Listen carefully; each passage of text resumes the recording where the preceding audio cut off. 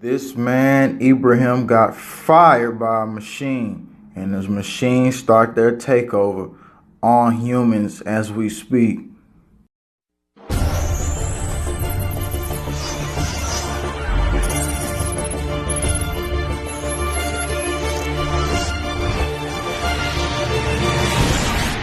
The man got taken out of work by a machine. Now, this is a prime example of us relying in technology too much, which they want to do in the future. In this story, in this detailed report, this is kind of like one of these stories I heard. We know about Durham, where they're using the AI system to make choices whether you get in jail or get out. That's Durham. Go look it up. It's all out there. Durham AI makes decisions to get people out of jail. It doesn't matter if it's wrong or right, they just do it.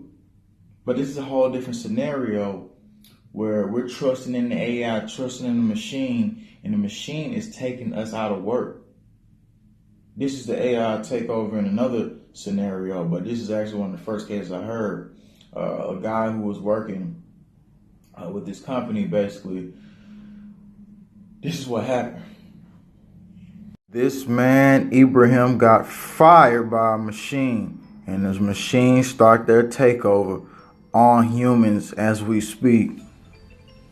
So Ibrahim pretty much had a key card that failed.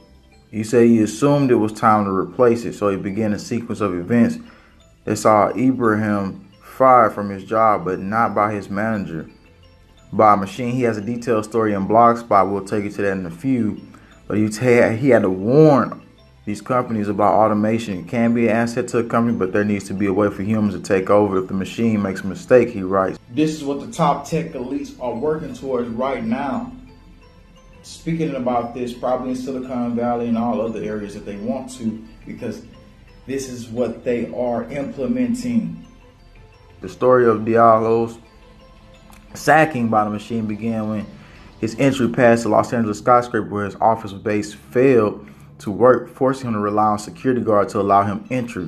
So it started with a key card. And as soon as I got to my floor, I went to see my manager to let her know she promised to order me a new one right away. Then he noticed he was being logged out of his work system, and a colleague told Mr. Diallo that the work inactive was listed alongside his name. His day got worse after lunch.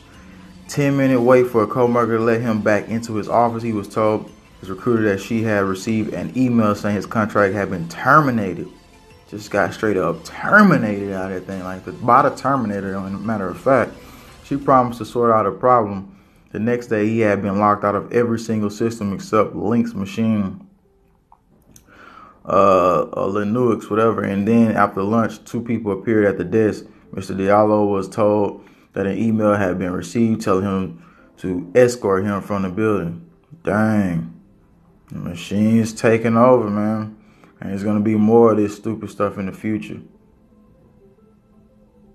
It says his original manager had been recently laid off and sent to work from home for the rest of his time at the firm, and in the period he has not renewed Diallo's contract in a new system. Once one box was not ticked, the whole system kicked in to Mr. Diallo's out. Like he said, the machine was out for blood.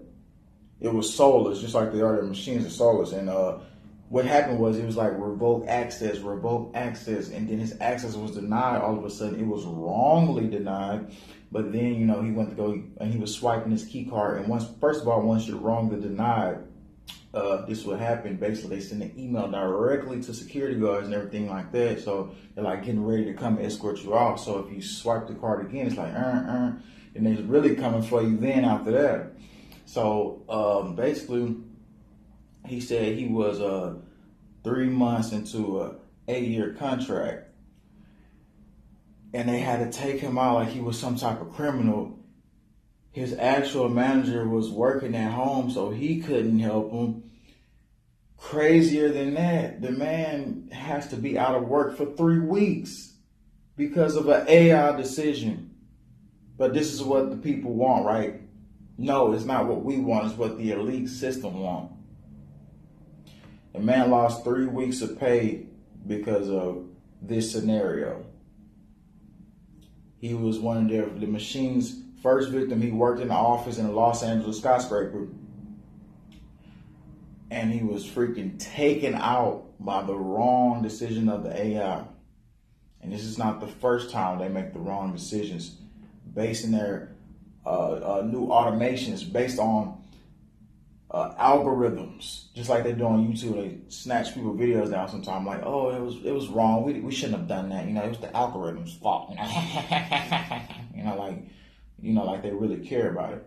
So they use the algorithm as their frontline worker to do the dirty work. Like pull the trigger.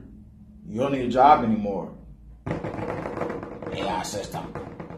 Take them out of there. We don't want them working anymore. Bam.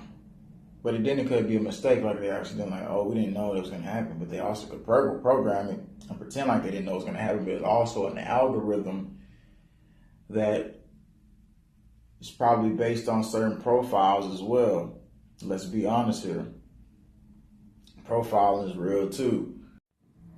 And yeah, like I said, Bias Detectives, June 20, 2018, the researchers striving to make algorithms fair.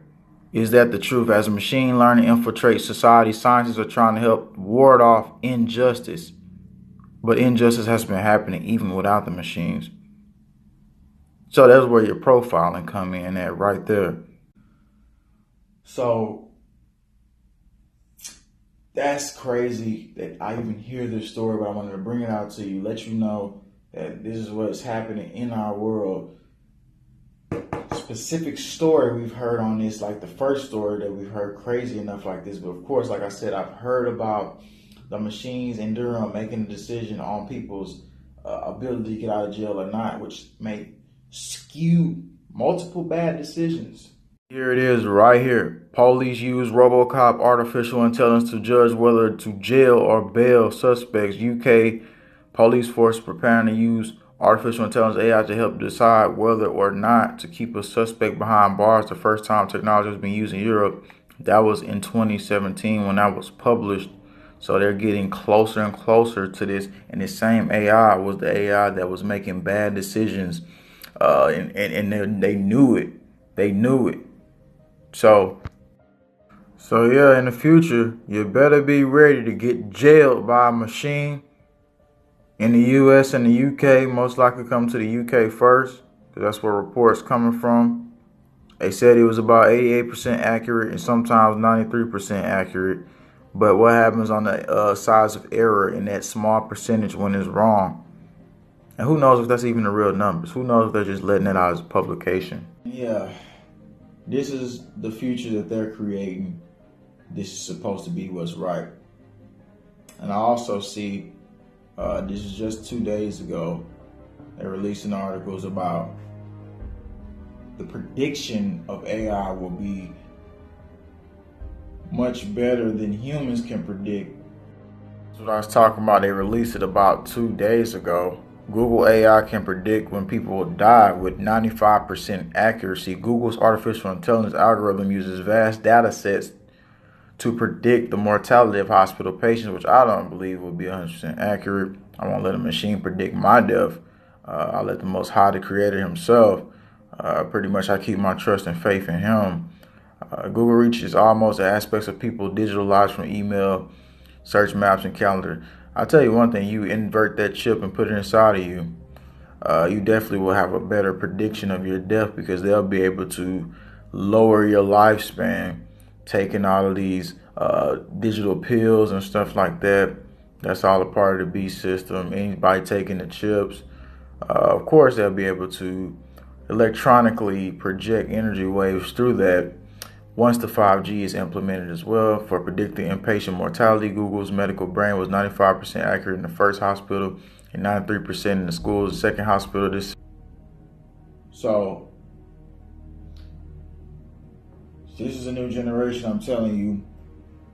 As more as we move into the future, we move further and further into a new technological hell. So Stephen Jackson, JWTV. Thanks for tuning in. Subscribe, click the bell. What do you think about all this that's happening now? Share the video out. Let people see what's going on now before the future is here and it's too late.